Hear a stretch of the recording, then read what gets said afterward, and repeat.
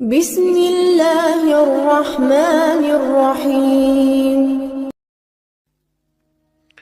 استقبال رمضان المبارک کے عنوان سے اس بابرکت محفل پاک کا انعقاد کیا گیا ہے۔ اللہ تعالی ہم سب کا یہاں جمع ہونا اپنی بارگاہ میں قبول فرمائے۔ رمضان المبارک وہ مقدس مہینہ ہے۔ حضرت سلمان فارسی رضی اللہ تعالیٰ عنہ بیان فرماتے ہیں کہ اس ماہ مبارک کے آنے سے پہلے اللہ کے پیارے حبیب صلی اللہ تعالیٰ علیہ وسلم نے اس کی شان میں خطبہ ارشاد فرمایا۔ آپ اس کی غیر معمولی عظمت کو دیکھیے کہ حضور اس کے لیے خطبہ باقاعدہ شعبان کے آخری دن حضور نے خطبہ ارشاد فرمایا، رمضان شریف کے فضائل بیان فرمایا، گویا ذہن سازی فرمائی لوگوں کی کہ تمہارے پاس ایک بابرکت، ایک عظمت والا، شان والا، بلندی والا مہینہ سایہ فگن ہو رہا۔ آپ دیکھیے یہ وہ ماہ نور ہے جس کا نام اللہ نے قرآن مجید میں بیان فرمایا، شہر رمضان الذی انزل فیہ القرآن، فرمایا رمضان کا وہ مہینہ ہے جس میں ہم نے قرآن مجید کو نازل فرمایا۔ یہ بہت بڑی عظمت کی بات ہے کہ اللہ کی وہ آخری اور لاریب کتاب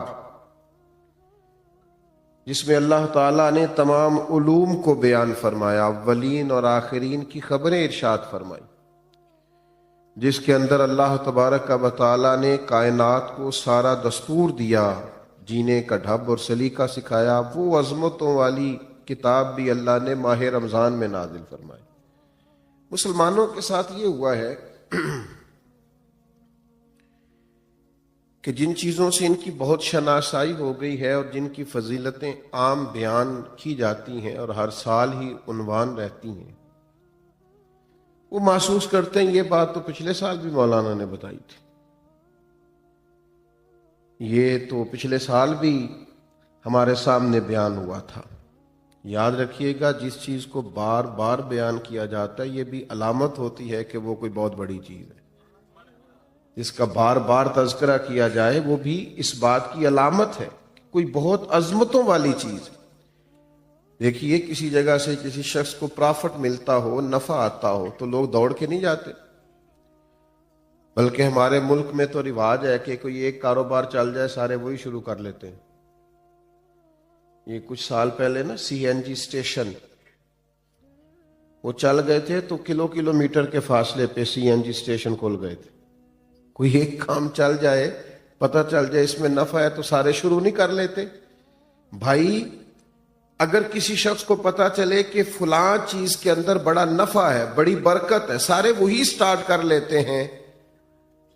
تو اگر کسی کو پتہ چل جائے نا کبھی کہ رمضان میں کتنی برکت ہے، تو یہ میں نہیں کہتا، یہ ذرا نبی رحمت علیہ السلام کا ارشاد سنیے گا اور ذرا اسے سمجھیے گا، اس پر غور کیجیے۔ یعنی رمضان کی ساری فضیلتیں حضور نے خود بیان فرمائی۔ یہ بھی بیان فرمایا کہ رمضان میں اللہ نفل کا ثواب فرض کے برابر دیتا ہے اور فرض کا ثواب 70 گنا بڑھا دیتا ہے۔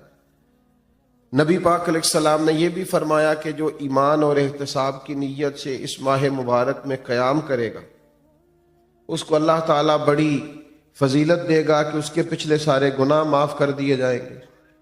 یہ ساری شانیں بیان کرنے کے بعد جو ایک جملہ حضور نے ہمارے ذہنوں میں چھوڑا ہے نا، جو ایک بات، اس کو سمجھیں، اس پر غور کریں۔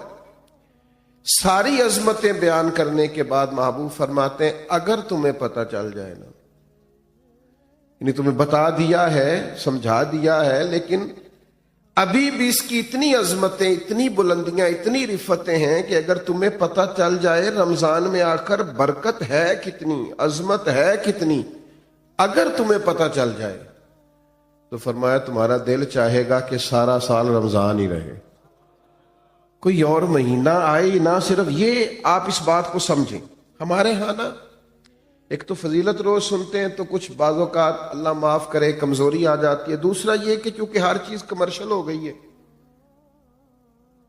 ہر چیز، تو رمضان میں بھی لوگ دیکھتے ہیں کہ کون سا نیا کاروبار کس طرح چلانا ہے اور کون سی چیز کتنی مہنگی کرنی ہے۔ اور کس معاملے میں اب ذرا ہم نے تھوڑی سی تیزی دکھانی ہے؟ خدا کے بندو، یہ تو عبادت کا مہینہ ہے، تو اللہ کو راضی کرنے کا مہینہ ہے۔ آپ یہاں بھی دیکھ رہے ہیں کہ اب مثلا کون سی چیز زیادہ بکے گی تو وہ میں پہلے سے سٹارٹ کر لوں گا تو کیا بنے گا، اور رمضان میں وہ میں کیسے بیچ سکتا ہوں اور کیا خرید سکتا ہوں۔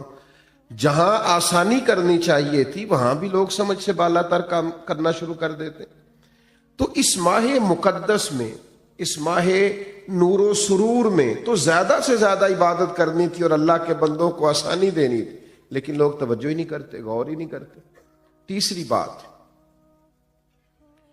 جو اس ماہ مقدس میں ہمیں بڑی سمجھنی چاہیے، ایک تو فضائل پر غور کرنا چاہیے، دوسرا اس کو کسی صورت بھی کمرشل نہیں بنانا چاہیے کہ اب بھلا میں اس میں کیا کما سکتا ہوں، کیا لے سکتا ہوں، کیا پرافٹ آ سکتا ہے۔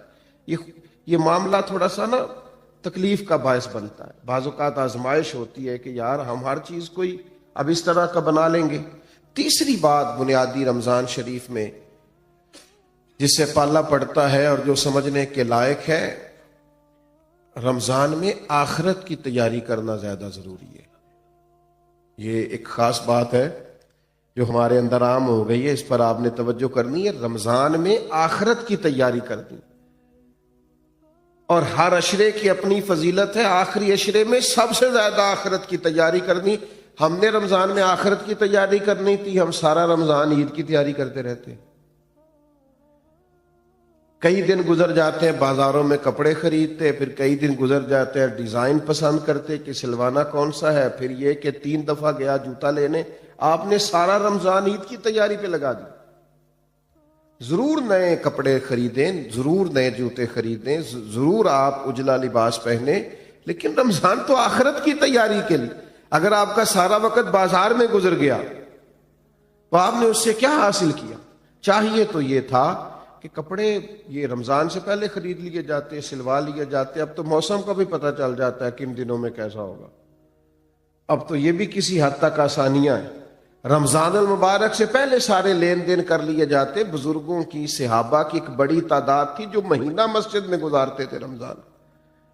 کہتے تھے وقت ضائع نہیں کرنا، پتہ نہیں دوبارہ ہاتھ آئے کہ نہ آئے، اس کو ضائع نہیں کرنا۔ تو میرے بھائی ان 3 چیزوں پر سب سے زیادہ سب سے پہلے اہمیت دیں کہ جو فضائل ہیں ان کو ذہن میں بٹھائیں کہ شان کتنی۔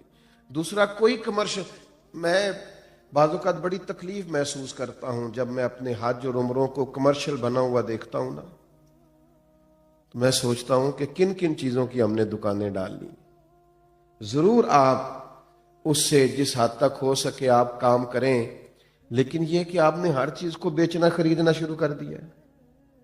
یہی حال رمضان کے ساتھ ہوتا ہے۔ بہت سارے معاملات میں ہم دیکھتے ہیں کہ کمرشلزم بڑا عروج پہ، اور تیسری بات یہ کہ سارا ٹائم نئے نئے ملبوسات خریدنے میں ضائع کر دیتے ہیں۔ تو 3 باتیں تو یہ سمجھیں۔ پھر 3 عبادات ہیں رمضان کی۔ پہلے تو روزہ رکھنا ہے، اور روزہ اس طرح رکھنا ہے کہ روزہ صرف پیٹ کا نہ ہو، تھوڑا زبان کا بھی ہو۔ حضور نے فرمایا تم سے کوئی لڑنا جھگڑنا چاہے تو اسے کہہ دو میں نے روزہ رکھا ہوا ہے۔ فرمایا جس نے جھوٹ بولنا نہیں چھوڑا، غیبت نہیں چھوڑی، اس کے بھوکا پیاسا رہنے کی اللہ کو کوئی ضرورت نہیں ہے۔ آپ یہ پابندی کر کے دیکھیں۔ روزہ تقوی کا سبق اور درس دیتا ہے۔ تھوڑا اپنے آپ کو پابند کریں کہ رمضان المبارک کا ماہ نور ہے، میں نے جھوٹ زبان سے نکالنا ہی نہیں، میں نے کوئی خلاف واقعہ بات نہیں کرنی، کچھ بھی ہو جائے مجھے زیادہ گفتگو ہی نہیں کرنی چونکہ میں روزہ دار ہوں۔ حضور علیہ السلام کی بارگاہ میں خواتین حاضر ہوئی تھیں، تو انہوں نے کہا کہ ہم نے روزہ رکھا ہوا ہے۔ تو محبوب نے فرمایا یہاں کہہ تو کرو۔ تو کہہ کی تو گوشت کے لوتھڑے اور بوٹیاں ان کے حلق سے نکلیں۔ تو کریم فرمانے لگے تم نے وہاں بیٹھ کے غیبت نہیں کی؟ تو حالت روزہ میں تم نے مردہ بھائی کا گوشت نہیں کھایا؟ تم نے غیبت نہیں کی؟ تو بھئی آپ نے رب روزہ رکھنا ہے تو پھر تھوڑا سا اپنے آپ کو سمجھانا ہے۔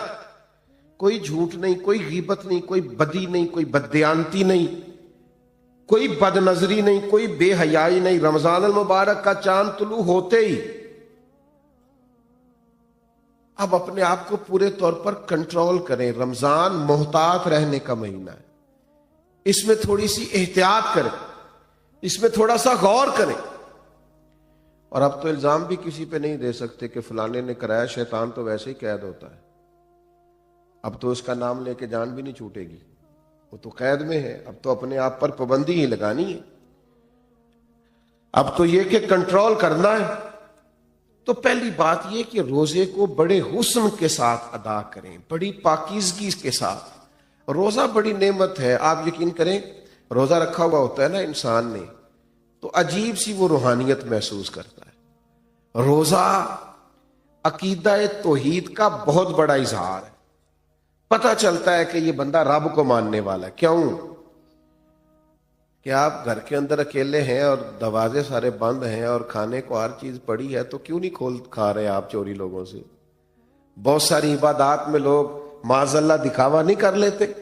ہر چیز موجود ہے گھر میں, فریزر بھرا ہوا ہے انواع و اقسام کی چیزوں سے. کیوں نہیں کھا رہے؟ اس لیے نہیں کھا رہے کہ میرا رب مجھے دیکھ رہا ہے. عقیدہ توحید کی اتنی مضبوطی حالت روزہ میں حاصل ہوتی ہے کہ بندہ نور نالا نور ہو جاتا ہے. تو یہ ایک بہت بڑی پریکٹس ہے رمضان المبارک کے اندر کہ پھر انسان اپنی مجموعی زندگی میں اسے لاگو کرے کہ مجھے صرف کیمرے کی آنکھ نہیں دیکھ رہی, مجھے وہ رب دیکھ رہا ہے جسے نہ اونگ آتی ہے نہ نیند آتی ہے.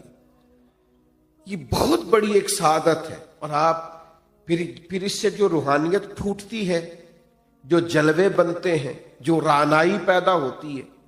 حضور علیہ السلام نے فرمایا رب کو تو روزہ دار کے منہ سے جو خوشبو آتی ہے وہی بڑی پیاری لگتی. اللہ کو پسند بڑی وہ جو تیرے منہ سے بو آتی, خوشبو آتی, وہ اللہ کو محبوب ہے. تو روحانیت کے ساتھ روزہ رکھا جائے. دوسری بات, رمضان اور قرآن کا آپس میں بڑا تعلق ہے. ابھی میں نے آیت پڑھی نا, شہر رمضان الذی انزل فیہ القرآن. رمضان اور قرآن کا آپس میں بڑا گہرا رشتہ ہے. نبی کریم صلی اللہ تعالی علیہ وسلم کی بارگاہ میں حضرت جبریل امین علیہ السلام رمضان میں حاضر ہوتے تھے اور قرآن مجید کا دور کرتے تھے. بڑے خوش نصیب ہیں وہ حفاظ کرام جو قرآن مجید کا دور کر رہے ہوتے ہیں. نبی کریم حضرت جبریل امین کو قرآن مجید سناتے, پھر حضرت جبریل امین حضور کو قرآن مجید سناتے. یہ مسجدوں میں جب حفاظ, قراء, آئمہ یہ بیٹھ کر قرآن مجید پڑھ رہے ہوتے ہیں تو یہ ان جلووں کی یاد تازہ کرتے ہیں جو جلوے محبوب نے دکھائے اور حضرت جبریل امین کے ساتھ دور فرمایا. رمضان المبارک میں خوب قرآن مجید پڑھیں اور قرآن مجید سے جڑ جائیں اور قرآن مجید کی لذت پیدا کریں. دیکھیں اللہ کا فضل ہے امت پر. یہ کبھی نہیں ہو سکتا کہ کہیں مسجد موجود ہو اور حافظ موجود نہ ہو. یہ تو ہو سکتا ہے کہ کسی حافظ کو مسجد نہ ملے اور وہ رہ جائے, اس دفعہ قرآن مجید نہیں سنا سکا. یہ نہیں ہو سکتا کہ کسی مسجد والوں کو حافظ نہیں ملا اور وہ قرآن مجید نہیں سن سکے. یہ ممکن ہے. لوگ کہتے ہیں علماء کیا کر رہے ہیں, تو میں نے کہا ہے رمضان دیکھ لو نا کیا کر رہے ہیں. ہمارے مدارس نے اللہ کے فضل سے اتنے حفاظ بنا دیے کہ اب ہر معاملے میں آپ کو کہیں کمی نظر آ سکتی ہے, یہاں نہیں آئے گی اللہ کے فضل سے. نہ کبھی آپ یہ کہیں گے کہ آج مسجد میں جمعہ نہیں ہوا چونکہ جمعہ پڑھانے والا کوئی نہیں تھا. یہ اللہ نے امت پر فضل فرمایا, اہلیان پاکستان پر فضل فرمایا. تو قرآن مجید کے حافظ بھی ہیں, قاری بھی ہیں, عالم بھی ہیں, ترجمہ کرنے والے, تفسیر کرنے والے بھی موجود ہیں. اب ضرورت ان لوگوں کی ہے جو قرآن مجید سے محبت کریں. محفلوں میں رک کے آتے ہیں نا, فلانی نعت سناؤ نعت خاں کو, بڑی اچھی بات ہے, بھیجا کریں. لیکن کبھی کبھی نا یہ بھی رکا بھیجا کریں کہ دل بڑا کر رہا ہے سورہ رحمان سنائیں. اب ہلکے ہلکے بولیں آپ. اور کچھ نے تو صرف گھورا ہی ہے مجھے. بھائی رکا آتا ہے نا جی فلانی نعت بڑی پسند ہے, تو بھائی ایک رکا لکھ کے بھیجو نا, جناب سورہ ملک بڑی پسند ہے ذرا سنائی جائے. یہ آپ رکا لکھے نا اور لکھ کے بھیجے نا, میرا دل کر رہا ہے سورہ ابراہیم کی تلاوت ہو, سورہ نوح کی تلاوت ہو, سورہ یوسف کی تلاوت. یہ بھی ذوق پیدا کریں, یہ بھی اپنے دل میں لائیں چیز. ہمارے ملک میں نا ایک رواج بن گیا ہے,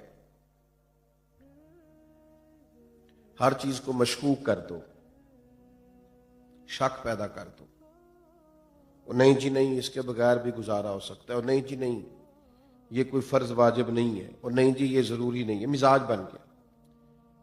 اور پھر اس طرح کے لوگ چونکہ انوکھی بات کرتے ہیں، یہ ہٹ کے بات کرتے ہیں، تو دل کو بڑی اچھی لگتی ہے، نفس بڑی جلدی قبول کرتا ہے۔ لوگ کہتے ہیں وہ فلاں مولانا اتنا پڑھا لکھا ہے، وہ کہہ رہا تھا کہ کوئی ضروری نہیں۔ کچھ سالوں سے نا ہمارے ملک میں تراویح کے خلاف بھی بڑا پراپوگنڈا ہوتا ہے، اور بڑا جم کے ہوتا ہے۔ وہ جی فرض نہیں جی واجب نہیں، کس نے کہا ہے کہ فرض واجب ہے؟ لیکن سنت تو ہے نا، عبادت تو ہے نا۔ کیا جناب فاروق اعظم رضی اللہ تعالیٰ عنہ نے باقاعدہ جماعت نہیں کروائی؟ کیا نبی کریم علیہ السلام نے خود تشریف لا کر کے تراویح کی نماز نہیں پڑھائی؟ ہر چیز کو مشکوک بنا دینا۔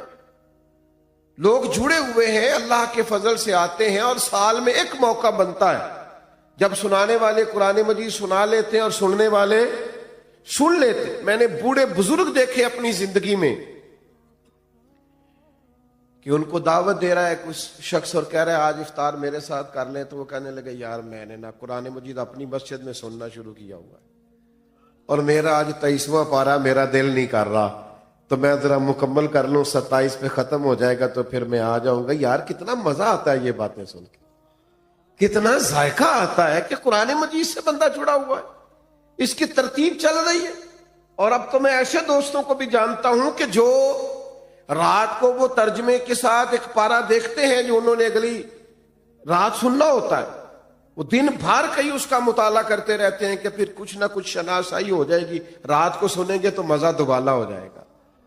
تو لوگ قرآن مجید سے جڑے ہیں، اللہ کے کلام سے جڑے ہیں، قرآن پاک سے جڑے، اور آپ یہ ہے کہ مشورے دے رہے ہیں گھر بیٹھ کے کہ کوئی ضروری نہیں۔ کس نے کہا ہے ضروری ہے؟ لیکن کیا تم نے وہ محبوب کی حدیث نہیں سنی، نہیں پڑھی کہ محبوب علیہ السلام نے فرمایا رمضان اور قرآن دونوں اللہ کی بارگاہ میں بندے کی سفارش کریں گے۔ رمضان کہے گا اللہ میں نے اسے دن بھر کھانے سے روکے رکھا، اور قرآن مجید کہے گا مالک یہ رات کو کھڑا ہو کے پڑھتا سنتا رہا۔ فرمایا رمضان اور قرآن کی سفارش سے اللہ بندے کی مغفرت فرما دے گا۔ قرآن مجید سے تعلق بنا ہے، اور یہ رات کا قیام ہے۔ آپ کی میں بات نہیں کرتا، میرا ویسے ہلکا سا تجربہ یہی ہے کہ مل کے جماعت کے ساتھ کام ہو جائے تو ہو جائے، تنہا ڈیوٹی لگائی جائے نا۔ کچھ دوست ایسے ہیں وہ تراویح جماعت سے پڑھ لیں تو پڑھ لیں، رہ جائیں تو سستی ہو جاتی ہے۔ صحیح کہہ رہا ہوں؟ یہ اہتمام کے ساتھ ہو جائے تو ہو جائے، ورنہ بہت ساری جگہوں پہ سستی رہ جاتی۔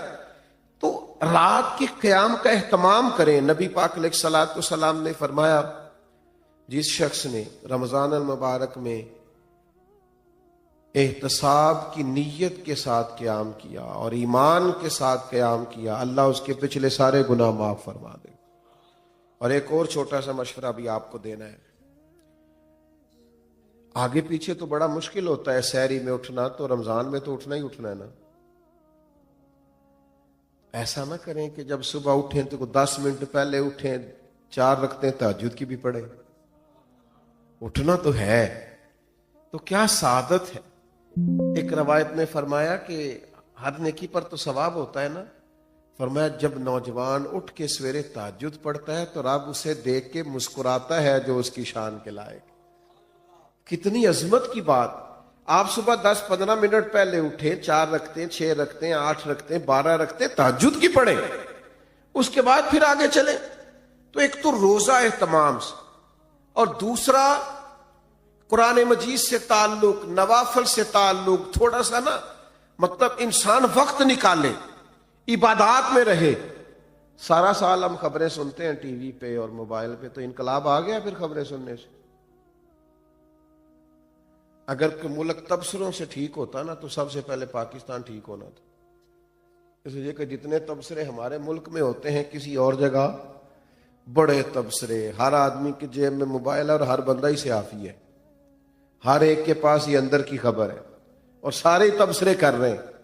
میرے بھائی 1 مہینہ تبصرے رہنے دو، میری تو مانو تو خبریں بھی رہنے دو۔ آپ 1 مہینہ اپنے آپ کو قرآن مجید سے جوڑو، آپ کوشش کرو خوب توجہ کے ساتھ اللہ کی عبادت. اور ایک تیسری عبادت جو بڑی اہم ہے رمضان میں، اور وہ ہے اللہ کے راستے میں خرچ کرنا، خیرات کرنا، سخاوت کرنا. یہ سخاوت صرف امیر آدمی کی ڈیوٹی نہیں. غریب ذرا زیادہ غور سے سنیں کیا کہہ رہا ہوں. نبی پاک علیہ السلام نے فرمایا تم ایک کھجور اللہ کے راستے میں دیتے ہو نا، ایک کھجور، پھر سنو کیا عرض کر رہا ہوں، ایک کھجور تم اللہ کے راستے، کیا مثلا قیمت ہے آج ایک کھجور کی، اور ہمارے ہاں کیا حیثیت ہے؟ فرمایا ایک کھجور جب تم اخلاص کے ساتھ اللہ کے راستے میں دیتے ہو، اللہ تبارک و تعالیٰ اسے قبول فرما کے اپنے سیدھے دستے مبارک میں لیتا ہے جو اس کی شان کے لائق ہے. اور فرمایا تمہاری اس ایک کھجور کی اللہ نشو و نما کرتا ہے، اسے پالتا ہے، بڑا کرتا ہے. فرمایا وہ ایک کھجور اللہ تعالیٰ پہاڑ کے برابر کر دیتا ہے. اور ایک یہاں تو ایک کھجور کی بات ہے نا، ایک حدیث میں حضور نے فرمایا دوزخ سے بچ جاؤ، چاہے کھجور کا ایک ٹکڑا صدقہ کر کے بچ جاؤ، لیکن دوزخ سے بچ جاؤ.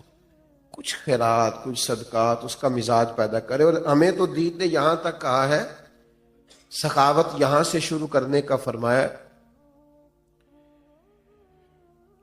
کہ گوشت بناؤ تو شوربہ زیادہ کر لیا کرو، پڑوسیوں کو بھی شامل کر لو. نبی کریم علیہ السلام نے فرمایا شوربہ ذرا زیادہ کر لو اور پڑوسیوں کو شامل کر لو. کچھ لوگ سخاوت کا مزاج نہیں رکھتے، وہ کہتے ہیں میں خود بڑا غریب ہوں. او بھائی بانٹنے کا مزاج تو بنائے، اللہ عطا بھی کرے گا. 2 آدمیوں کا کھانا 3 آدمی کھا سکتے ہیں، 3 کا 4 آدمی کھا سکتے ہیں. ہم نے دیہاتوں میں وہ بزرگ بھی دیکھے جو صرف اپنی پکی ہوئی افطار لے کے مسجد میں چلے جاتے تھے، کہتے تھے شاید کو مسافر بھی آ جائے تو میں شامل کر لوں گا. صرف اپنے لیے جو افطار کا سامان تھا اسی کو ذرا بڑھا کے لے جاتے کہ مسجد میں جا کے کھولتا ہوں روزہ، شاید وہاں مجھے کوئی مسافر مل جائے. سخاوت مال سے ہوتی نہیں، اگر بندے کا دل بڑا نہ ہو تو. صرف پیسوں سے نہیں ہوتی اگر ظرف بڑا نہ ہو تو. اور بندہ غنی ہمیشہ دل کا ہوتا ہے. کتب حدیث میں پورا باب ہے کہ بندہ دل کا غنی ہوتا ہے. اس لیے درویش نے کہا تھا مالاں والے سخی نہیں ہوندے تے سخیاں کول مال نہیں ہوندا. مالاں والے سخی نہیں ہوندے تے سخیاں کول مال نہیں ہوندا. ہاں ایتھے اوتھے دوویں جہانی سخی کنگال نہیں ہوندا.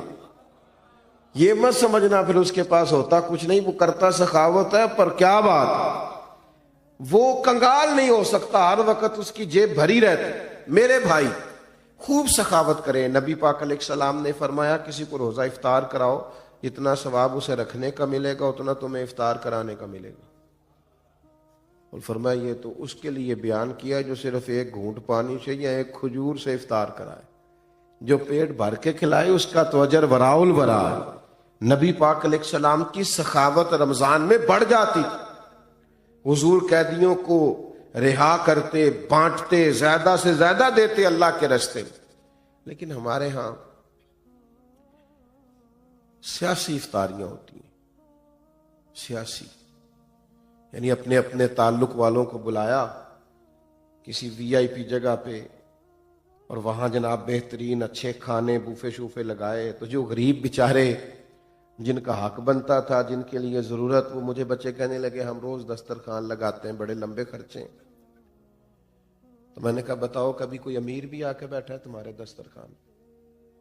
کہنے لگے نہیں، غریب لوگ ہی آتے ہیں. تو پھر میں نے کہا تم اللہ کی اس بات پر راضی نہیں ہو کہ رب کریم نے توجہ دلا دی ہے، یہاں آ جاتے ہیں غربا کہ چلے یہاں افطار کر. وہ بہت بڑی سعادت ہے. بہت سارے لوگ ایسے ہیں جن کو ضرورت ہوتی ہے، لیکن ہمارا مزاج یہ ہوتا ہے کہ ہم اس کو بھی نا، رمضان کی افطاریاں بھی ان کو بھی دنیا داری بنا لیتے ہیں.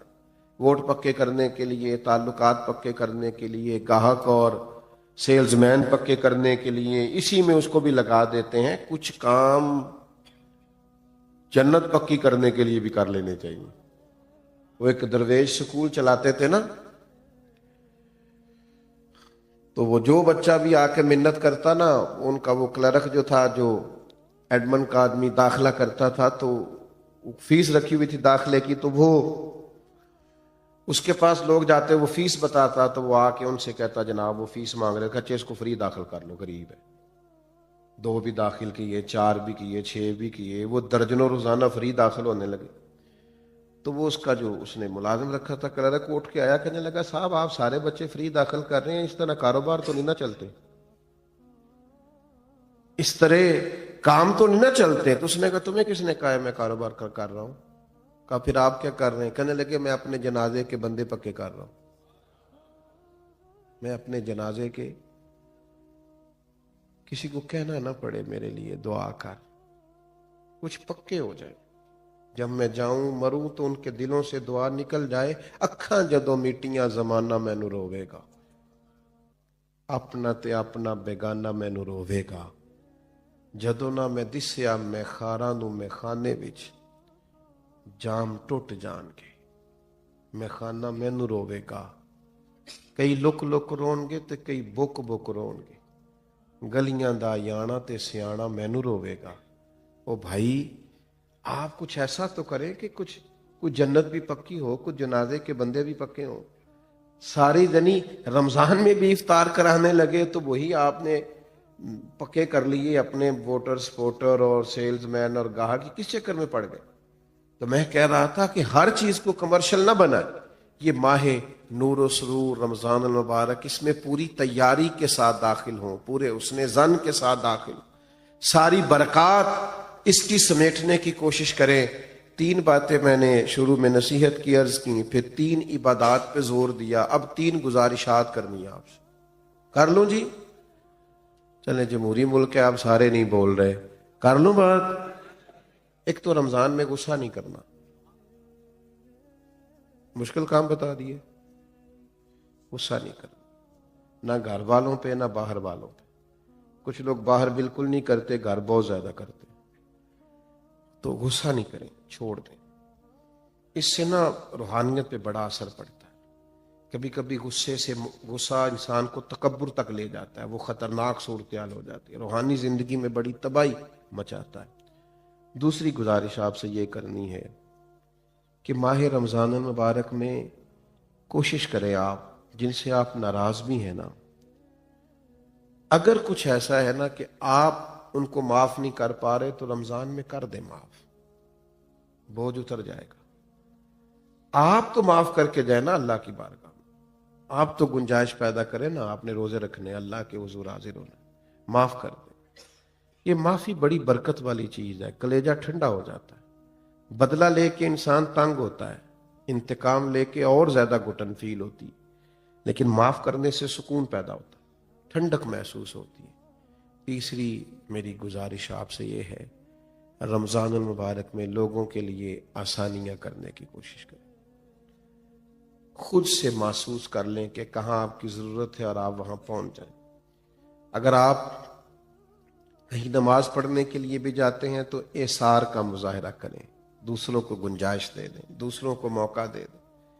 اگر آپ کا کہیں لین دین ہے اور سامنے والا تنگ دست ہے تو اس ماہ مبارک میں کم از کم اس کے لیے آسانی رکھیں، گنجائش کریں، جس حد تک ہو سکے دوسروں کو تکلیف سے بچائیں۔ آہستہ آہستہ نا کچھ شدتیں سی پیدا ہو گئی ہیں مسلمانوں کے دلوں میں، اپنی ذات کے لیے رنجشیں بڑھ گئی ہیں۔ خوبصورت ترین لوگ بھی بعض اوقات حالات کے تقاضوں کی وجہ سے اس طرح کا معاملہ کرتے ہیں جو ان کی شخصیت کے ساتھ میچ نہیں کرتا۔ محسوس ہوتا یار تو بڑا عظیم آدمی ہے، تیرا نہیں بنتا یوں کرنا، تو بہت بڑے قد کاٹ کا آدمی ہے، تیرا معیار بڑا بلند ہے، تیرا نام بڑا اونچا ہے، تیری سوچیں اور تیرے وچار بڑے پائے کے ہیں، تجھے اس طرح نہیں کرنا چاہیے۔ رمضان شریف بہت بڑی تربیت کا ماہ مبارک، کوشش فرمائیں اس میں کہ آپ درگزر سے کام لیں، آپ آسانی کریں، آپ کوشش کریں کہ کسی شخص پر بوجھ نہ بنے۔ میں تراویح پڑھنے کے لیے لوگ آیا کرتے تھے تو ایک دفعہ حافظ صاحب سے نا کچھ ان کو مشابہ زیادہ لگے سنانے میں، تو ایک دوست کہنے لگے کہ میں نے ان سے بات کرنی ہے، میں نے کہا آج نہ کرنا، کہنے لگے کیا مطلب؟ میں نے کہا آج آپ نے بات نہیں کرنی، اس لیے کہ وہ پہلے خود بڑے ڈسٹرب ہیں، وہ جو زیادہ لگے ہیں نا ان کو درمیان میں جا کے، وہ پچھلوں کی انہوں نے ٹینشن لی ہے کہ میں تو اتنا یاد کیتا سی ایک ہی بڑے ہیں، تو آپ کو نہیں پتا تو بوجھ کیوں بنے ہم کسی کی طبیعت پہ؟ تو آج نہ سارے ان کو شاباش دے کے گزر جاتے ہیں، تو کل بات کریں گے، تو اللہ نے فضل کیا کل ایسا ہوا ہی کچھ نہیں۔ تو ہم بعض اوقات اتنا پریشرائز کر دیتے ہیں بعض چیزوں کو کہ جب کوئی بندہ پریشر میں آ کے کوئی کام کرتا ہے تو صحیح بھی کرنا ہونا تو اسے غلط ہو جاتا ہے۔ تو تھوڑی گنجائش دینی ہے لوگوں کے لیے، آسانی کرنی ہے، کہیں بس اسٹاپ پہ، کہیں خریداری کے لیے جائیں، کسی جگہ بھی تھوڑی گنجائش دیں کہ جناب آپ پہلے کر لیں، میں انشاءاللہ کر لوں گا، میرے پاس وقت ہے، ٹائم ہے۔ تھوڑا سا حوصلہ بڑا کر کے جئیں، جینے میں مزہ آئے گا، لطف اور سرور حاصل ہوگا۔ یہ بڑی خوبصورت بزم سجائی گئی اور پھر اتنے خوبصورت عنوان پر کہ ہم نے رمضان المبارک کے تعلق سے کچھ باتیں کی۔ اللہ تعالیٰ اس خیر سے ہمیں بہت زیادہ حصہ نصیب فرمائے۔ اللہم صلی علی سیدنا و مولانا محمد معدن الجود والکرم وآلہ وبارک وسلم۔ اللہ ہمارا مل بیٹھنا اپنی بارگاہ میں قبول فرما۔ اللہ تعالیٰ اس کی برکت سے ہمارے گناہوں کو معاف فرما دے، ہمارے گناہوں کو معاف فرما دے، ہماری غلطیوں سے درگزر فرما، ہمارے علم کو نافع فرما، ہمارے اعمال کو صالح فرما، اخلاص کی نعمت عطا فرما، للہیت عطا فرما، سجدوں کا ذوق عطا فرما، عبادتوں کا شوق عطا فرما، تلاوتوں کی لذت عطا فرما۔ اللہ تعالیٰ بیماروں کو شفا عطا کر دے، مقروضوں کو قرض کے بوجھ سے رہا کر دے، تنگ دستوں کے رزق میں وسعت پیدا فرما دے۔ کریم مالک، جن دوستوں نے یہ بزم سجائی ہے انہیں بہترین صلہ عطا فرما۔ قرب و جوار سے یا دور دراز سے جتنے بھی دوست تشریف لائے، اللہ تعالیٰ سب کو اپنی بارگاہ رحمت سے جزائے خیر عطا فرما، اجر عظیم عطا فرما، امت کی خیر فرما، عالم اسلام کی خیر فرما، پاکستان پر اپنا فضل فرما۔ اللہم انا نسألک العفو والعافیۃ فی الدین والدنیا والآخرہ، رب اغفر وارحم وانت خیر الراحمین، وصلی اللہ تعالی علی حبیبہ۔ سبحان اللہ وبحمدہ